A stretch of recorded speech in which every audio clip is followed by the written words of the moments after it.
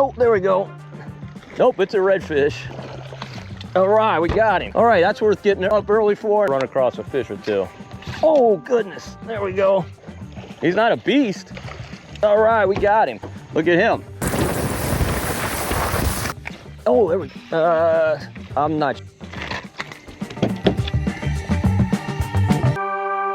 You know, fishing in the summertime means getting up very early. I'm actually leaving a little bit later than I'd hoped to this morning, just a few minutes. But the pattern I'm fishing requires a falling tide. And in the summer, falling tides occur in the areas I fish throughout the night.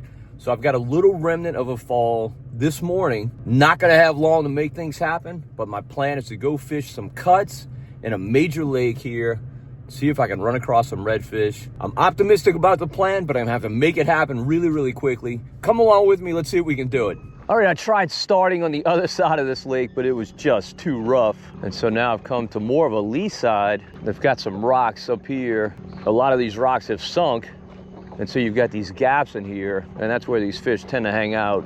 Water looks pretty good as best I can tell. Hopefully it's still falling. But I'm gonna start with this gold spinner with a 1/4 ounce death grip jig head and a Holy Jolie matrix shad. I'm gonna throw it right up along these rocks. We're on the hunt for redfish today. We could definitely run across some speckled trout as well though. And heck, maybe even a flounder.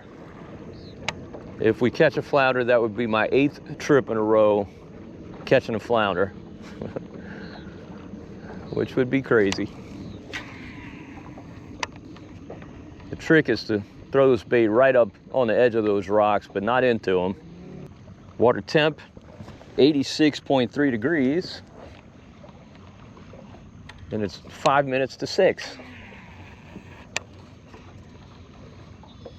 Nice and early. I'm betting this tide is gonna quit around 7 a.m. this morning based on what it did yesterday. Yesterday it quit around 6 a.m. in this area. I know that because I checked a nearby buoy. So we gotta make something happen in the next hour before that tide quits. On a falling tide, reds will just kind of sit on this side of these rocks waiting for bait to get pushed through, or get pulled through, I guess, with that current. All right, nothing at that first cut, and now we've reached a stretch where the rocks are not sunk. Less optimism in areas like this, so I kind of put the trolling motor on high and just blaze through here. Definitely bump into a fish here and there. It's not hopeless, but just fewer than at the cuts, typically.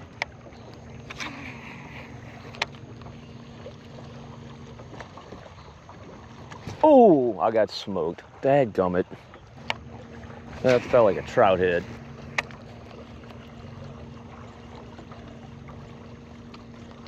Oh, there we go.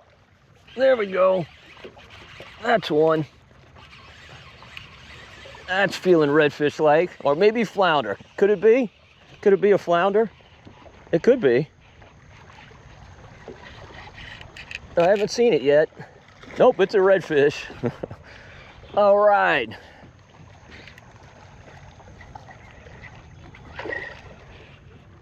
Gotta watch these rocks. That wind's kind of pushing us into them.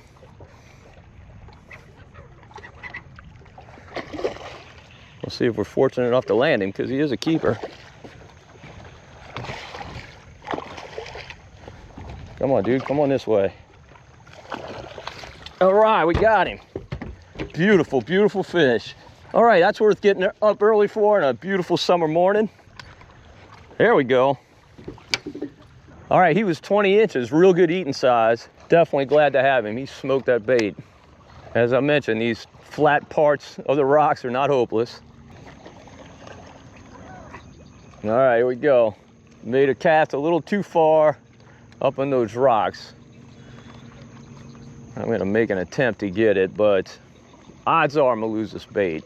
You really don't want to get too close to those rocks. They are pretty unforgiving on a boat hull and a trolling motor. Oh goodness, I don't know what that was. There we go, we got it. We spooked something massive. Don't know what that was. May have been a bull red. All right, there's some residual waves, as you can see, but our wind is really, really relaxed. So I made a move to the area I initially wanted to fish. Just more cuts in this area. Also a different type of armor on this shoreline. I actually kind of prefer just the plain rocks, but this area has more cuts. And with this falling tide, I think that's gonna be our best bet for catching fish. We can fish the other stuff when that tide's rising, when it won't matter as much. Water depth right here is 3.5 feet, and the water clarity is really good. Definitely seeing some bait in this area. That's good. It's a good sign. We're coming up to our first cut here. No guarantees, of course, but that's a place you'd expect to run across a fish or two.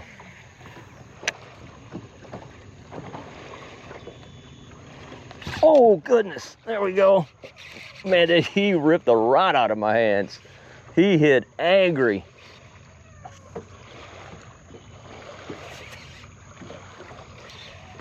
I think he might be a little bigger than the last one.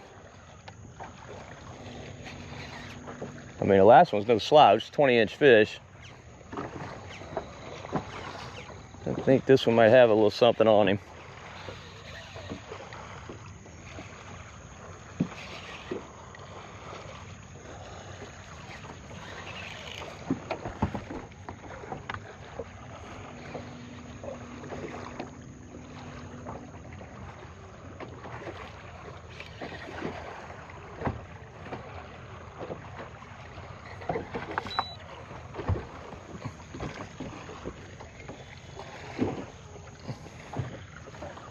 Uh-oh.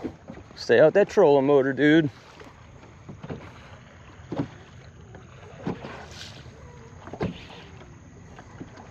I tell you what, this fish is good, but he's not a beast. He's a keeper. It's just amazing how differently fish of similar size fight.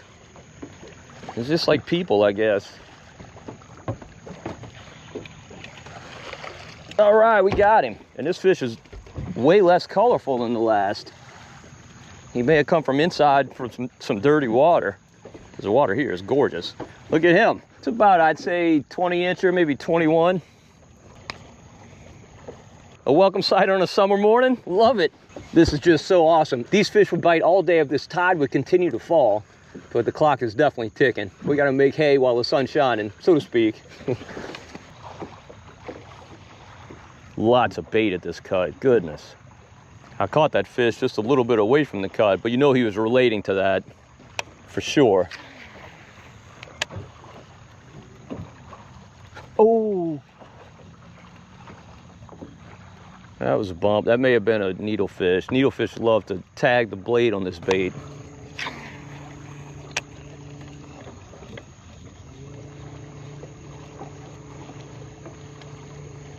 Oh, dog, I missed him. How'd you miss my bait? I don't know if you could see on the surface, all those finger mullet, they come up and gulp air. I don't see anything really smacking them, but it's always a good sign when they're in the area. That means there's plenty here for the fish to eat.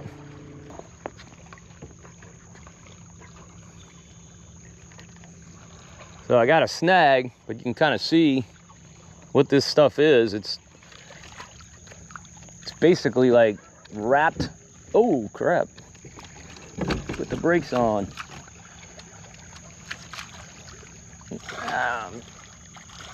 Unfortunately, we're not going to get this one back. Nope. It's like wrapped little rocks. It's got kind of this webbing on it. Obviously super unforgiving when you get a hook in there, like I just did.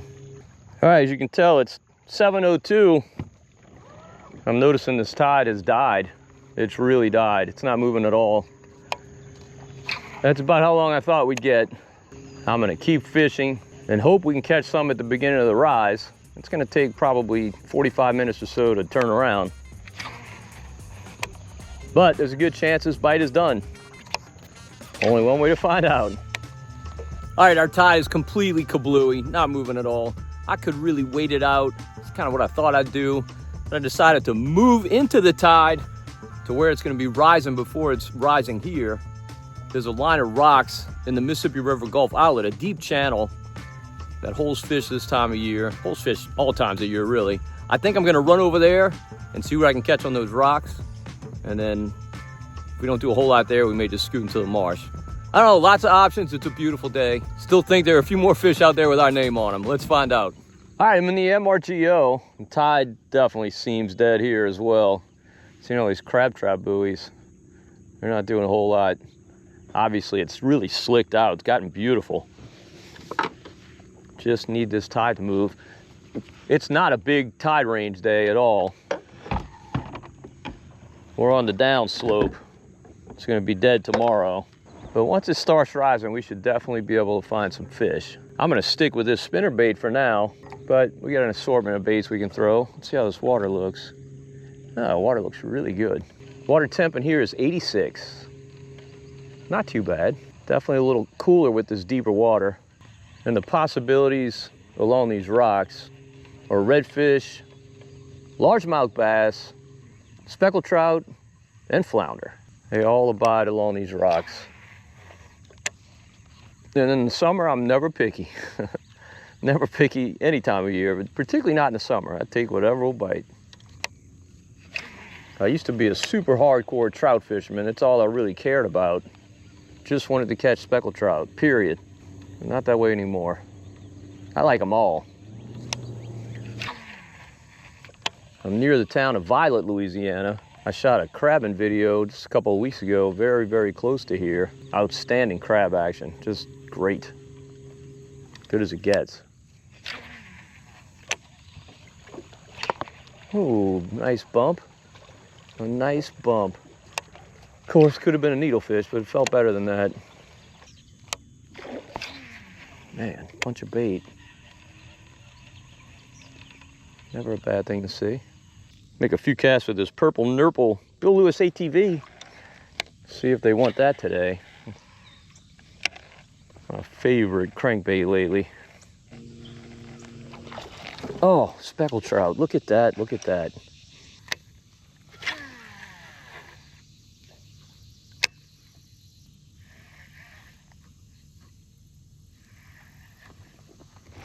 Oh, there we go. That's a, oh, I lost him. That was a nice speckled trout. Shoot. See if he's got some buddies. Switch to this green hornet matrix shad on a 1/4 ounce death grip. Oh, there we go. I'm not sure if he's a keeper or not. He may be. It actually looks like he is.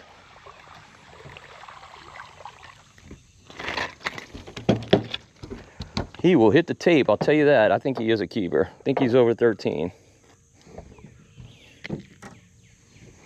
Oh yeah, 13 and a half. That's a keeper. There we go.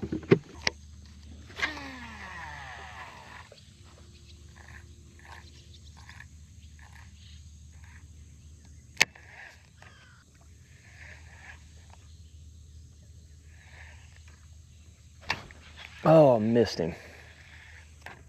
Oh, there we go. We got him that time. I think it's another trout.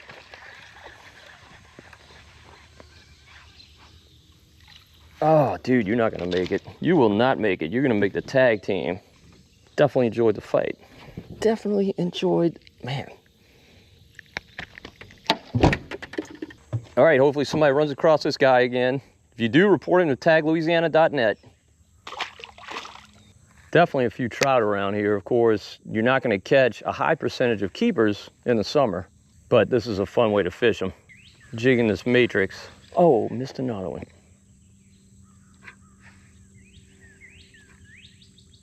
Oh, missed another one.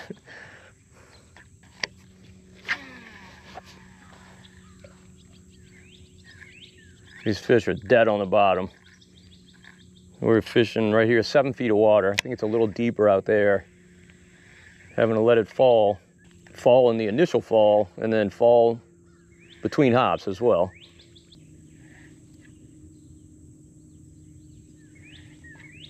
Oh, there we go. That's a better one. Unless he's foul hooked. No, he looks to be hooked in the mouth. That's a good trout. Hopefully we get him.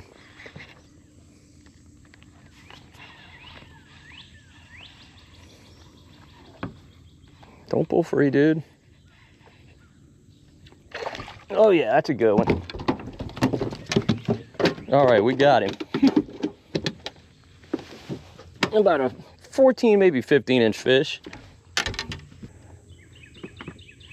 Like fish in the wintertime. Oh, well, that's not a fish, that's a snag. Lots and lots of snags around here. You just gotta go get them. Can't get them all. Get some of them, get most. Usually you're just on the other side of a rock. If you go to the other side and pull it back the other way, you can usually get it back. No, we got that one. There we go. These fish aren't really concentrated anywhere. They're kind of just spread out throughout this whole little area. It's a big lock right here, flood control structure, and they're feasting on the bait that's moving through this channel. Not what I was expecting to do when I came over here, but you gotta look for opportunity where it is.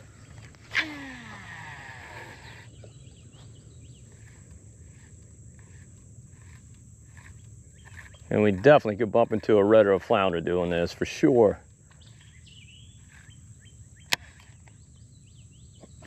Oh, shoot, I missed him. That was a great hit. Oh! Gotta fish patiently, gotta get to that bottom. So important.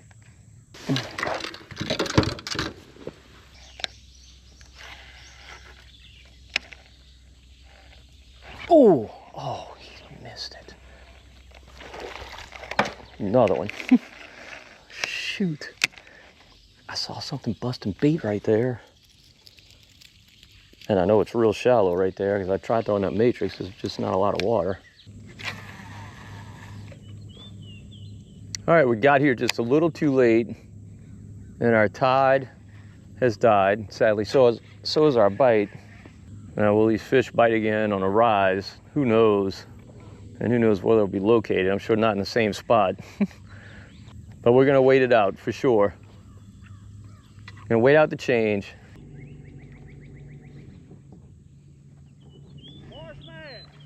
Hey! This tide's dying. They're not biting on anything. All right, while we wait for this tide to pick up the pace and check on our trout again, make a few casts with this Purple Nurple Bill Lewis ATV. Kind of just filling the time. But everything loves this bait, everything.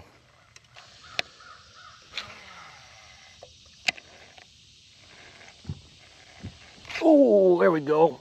There we go. That's a red.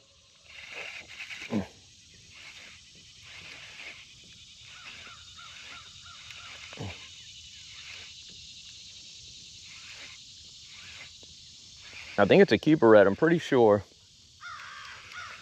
Oh yeah. Real pretty fish. I'm gonna say, 19, 20 inches, not a real giant, but good eating size.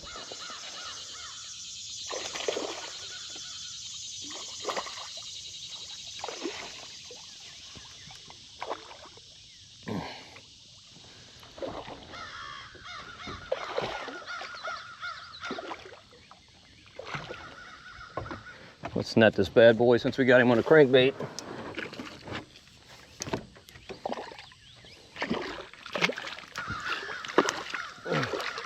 All right. Super colorful fish, beautiful. On the Purple Nurple.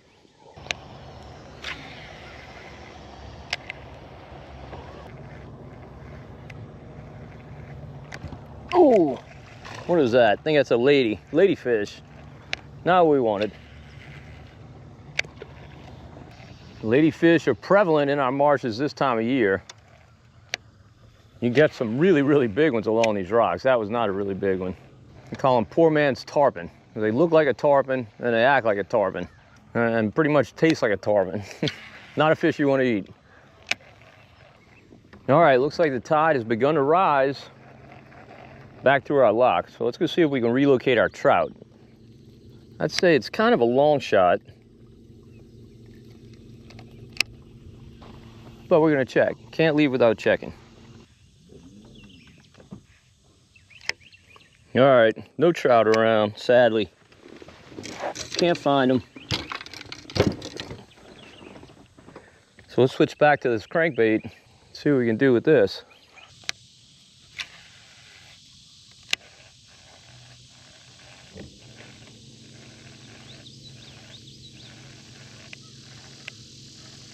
Oh! Oh, shoot. You see? That's a nicer ladyfish. Get out. Get out the boat. There you go. Almost. You almost made it. There you go.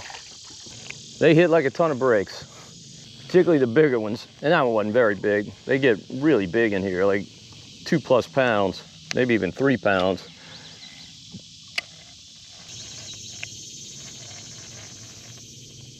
Oh, what are you? Is that a pinfish? It sure is. Trophy pinfish on the crankbait. Now, pinfish get their names honestly because their fins are super sharp, like needles. So you don't want to touch them if you don't have to. Maybe next we'll catch a hardhead. An assortment of trash fish. All right, it's getting scorching hot. There's no wind. We had some clouds this morning, but the sun has broken free of those. So it's really, really warm. That's why I like to get on the water early in the summer and get off early. But we accomplished everything we wanted to this morning. If that tide had fallen a good bit longer, at least in Lake Borgne, we definitely could have caught more reds out there. That's just strictly a tide deal. But there's always something biting somewhere here in the marshes of South Louisiana. And of course, half the fun of catching these fish is getting to eat them. So I'm gonna show you something good to do with them. Next time you see me, I'll be in my kitchen. All right, today I'm making one of my absolute favorite dishes. I make it all the time. It's a New Orleans classic. And you know, I was born and raised in the New Orleans area, so really, really used to eating really good food, really good seafood, and cooked like kind of the French style, you know, with a sauce and all that stuff. I just really, really love that. I'm making trout amandine today. Now, this is a dish that works really well with speckled trout, also white trout, but doesn't work quite as well with like redfish or bass or flounder or some of those other species. Believe me, it's still very good. It's just kind of at a different level when you have some speckled trout. And of course, I caught some on this trip, so I'm gonna take advantage of that. I haven't made this in a few weeks and I'm definitely missing it. So that's on the menu for today. I'm gonna show you the ingredients we need to make this. All right, first up, we need a little bit of flour. I'm only cooking for myself, so I don't need a whole lot of flour. If you're cooking a bunch of batches of this, you'll definitely need more flour than this. But I'm gonna season that flour with this Louisiana fish fry Cajun seasoning. That's absolutely my favorite seasoning of this type. You know, Tony Chachere's and Slap Your Mom and some other brands. Those are all good, but this one's my favorite. I need some butter. May not need the whole stick since I'm only cooking for myself, but we'll see. Got some sliced almonds. Obviously, you gotta have those in the amandine. And then a couple of key ingredients. Lee & Perrins Worcestershire sauce, my favorite brand, definitely the best. And then of course, Hawk sauce, my favorite hot sauce. This bottle's getting a little low, but I got another one in the pantry, but that should be plenty. I could also use a lemon, but I don't have one, so definitely not a necessary ingredient. All right, let's get rolling on this. All right, first off, I'm gonna season this flour. And you definitely wanna kind of season it generously. The flour dilutes a lot of the seasoning. So about like that, seems about right. I'm gonna mix all that together. I actually dumped more flour in here than I thought I had. I'm gonna go ahead and add a little more seasoning. All right, I don't really want a thick crust on these fish, so I'm not gonna double dip them. Normally I'll dip them in flour, dip them in milk or beer, and then dip them back in the flour. But again, I just kind of want a thin layer of crust on these fish, so I'm just gonna go ahead and dip them directly in the flour. I'm gonna do all 4 of them since I know I can fit 4 in my pan. And as I mentioned, I made way too much flour. Okay, I've had this cast iron skillet going about 10 minutes. Medium-high heat. You can see it's nice and smoky. That's how I like it. Definitely a hot pan, super critical. I'm gonna go ahead and add a little bit of beef tallow. That's just kind of to keep my butter from burning. You can add just regular oil, any kind of cooking oil you like, avocado oil or vegetable oil, whatever you use. Then I'm gonna add a pretty generous pat of butter. And then we'll add our fish fillets.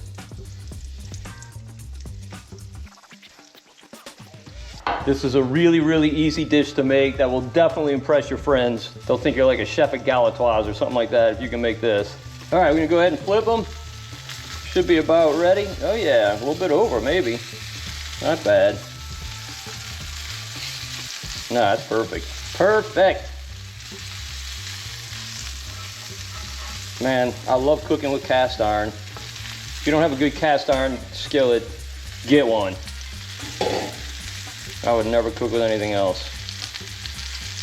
Perfection. All right, cook them about half as long on the second side as you do the first side, so we're about done. All right, we're gonna turn our fire all the way down. We're gonna add, it's just me, so let's say maybe a third a stick of butter, something like that. Might have to add more, but we'll see. And melt that down.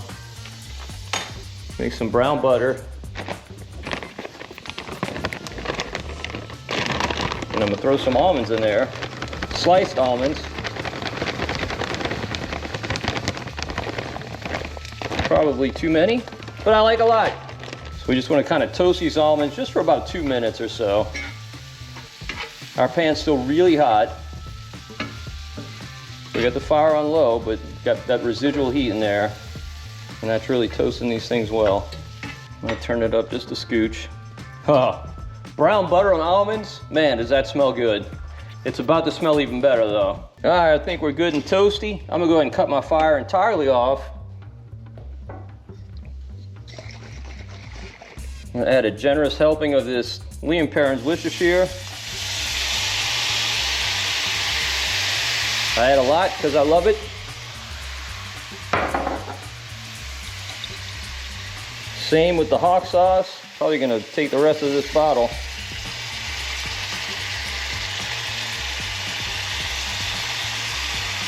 The only bad thing about hawk sauce is not enough of it. Whew, good stuff. All right, we're gonna mix that up. I'm telling you, I wish this camera had smell-o-vision, because you would love this. It smells so good.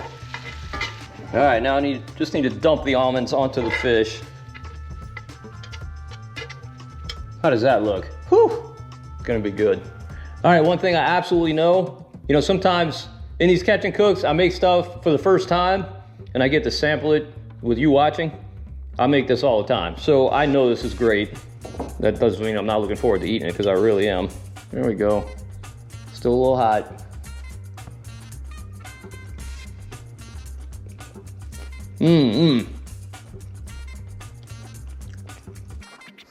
So good with speckled trout. I do make it with the other fish, I do. But this is like the perfect dish for speckled trout. So great. Make this at home. You saw how easy it was. It took no time at all. Just a piece of cake, and it tastes like a 5-star restaurant. I give myself a couple Michelin stars. This is very, very good. All right, hopefully you enjoyed the video. I broke my flounder streak. 7 straight trips I caught flounder. I did not catch flounder on this trip, but I knew that thing had to come to an end. I'm shocked it lasted 7 trips, believe me. But now I need to get out there and start another streak. Wouldn't hurt my feelings at all. All right, well, if you enjoyed the video, please give it a thumbs up, and then also subscribe to the Marshman Masson channel on YouTube. And until next time, you know the drill. If we don't see you in the marsh, we'll see you right here on Marshman Masson.